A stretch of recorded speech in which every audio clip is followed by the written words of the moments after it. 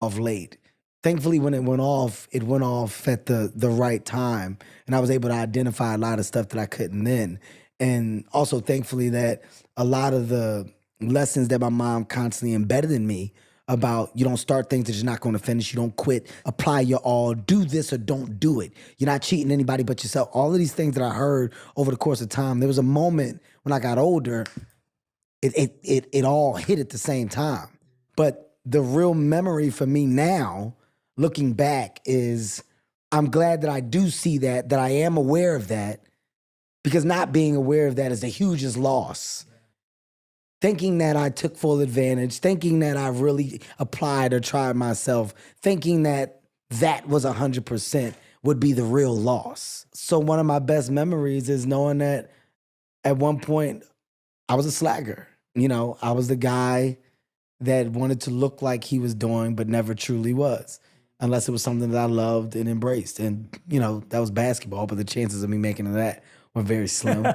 But, you know, that's, to answer your question, it's a ballpark of those memories that I now look back on that I appreciate, but that also act as the fuel for the hard work and the 100% that you see that I put into everything I do today. Yeah, that's such a great reframe around what you saw as a bigger loss. I think that's so powerful for you to sit here and say, actually, I'm really happy that I can see that I wasn't putting my best foot forward, because that helps me be grateful to my mom. It helps me understand it from a different perspective.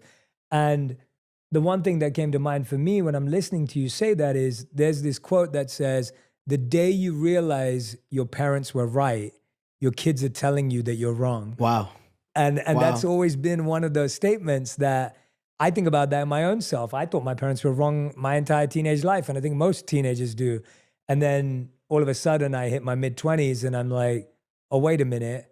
My mom's been through a lot. You know, my parents put in a lot of sacrifice. And so I love that you brought that up. I mean, one of the reasons we pushed this show back was you lost your father recently. Yeah. Mm-hmm. And when I heard the news, obviously, you know, my love and condolences to your family. And I was looking at what you were sharing and commenting about, and there was this one thing that you said that really stuck with me.